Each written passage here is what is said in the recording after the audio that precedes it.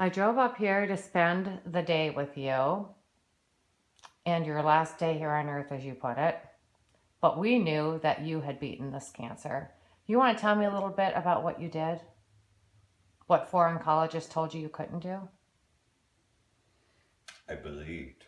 I believed what I heard when I left, terrorized from that oncologist office after he told me I had no choice but to have my tongue removed or within 1 year's time face death. Well, I knew having my tongue removed was going to kill me anyhow, so I decided for option two, and I would face death. But in between dying and facing it, I'd see if there wasn't something I could do to kind of prevent that. And that's what I found. I found out how to reverse it, how to get my immune system back functioning properly, and how to live instead of die. I guess that was the biggest thing I learned, how to live every day like you are dying. Wow, that's profound. Yeah, that's what I learned. How has the Lord played a part in this for you? Well, he's done it all for me. I didn't have any guidelines once I left the oncologist office. I was terrorized. I got to my car and it was he, or it was the Holy Spirit, I think, that said to me anyhow, believe there is another way. And then moments later, I felt, again, rest assured there is another way. And then when that inner peace came over me and I didn't have all that strife and worry and indecision any longer, and I wasn't terrorized, I knew something had profoundly happened. And at that moment, I think I was cured of my oral cancer. So yeah, that's pretty profound what I'm claiming he did for me, because I had no guidelines after I left the oncologist office and never went back. I never went back to any doctors.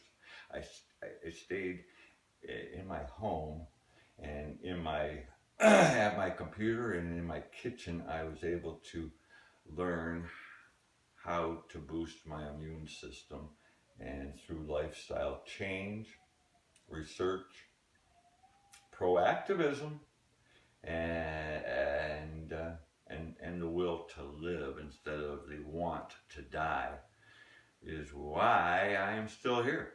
I'm just too stubborn to die, I guess. I got too much more to do. And who's going to take care of my dog if I go? Wow. I remember you telling me there were no guidelines, but there were guidelines. And you just spelt it out right there. I just went over that. There were no Yeah. guidelines to this whole thing, but God provided for me every step of the way. That saying where he's carrying you, there's footprints in the sand, it's got to be true. I didn't know anything about cancer. I didn't want to know anything about cancer. I still don't want to know anything about cancer, but I had to. I've got to. I must. Exactly. And if I'm going to talk about it, so we did. We had to learn about it instead of having my head in the sand. Yeah, well, I learned all I can about my cancer and what I could do for me. And that's now what I want to share with everybody else, because I didn't learn all this information just for one person. Just like an Italian mom cooking. She don't cook for one person. She's cooking for an army and for whoever else shows up. So that's what we're doing here too. We're cooking up good stuff and about cancer, and about cancer research, choice, and prevention. Most of all, prevention. It's the best way not to get cancer, I can tell you, is to prevent it in the first place. Some easy steps, easy things we all can do. Nobody's talking about it except for a guy that was supposed to have his tongue cut out, and that's me, the cancer man. I got one thing left to say, and it doesn't have anything with words. Are you ready? Mm-hmm. Here it is. Keep this in mind. Nobody told me I could, but I did believe in this. And it's come true now.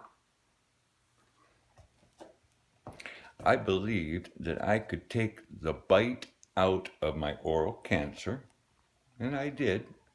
I believed that I could lick oral cancer, and I did. And I believed that the Cancer Man can, and you can too. I'm sure of it. It isn't just for me. I'm believing this is for everybody. I'm through.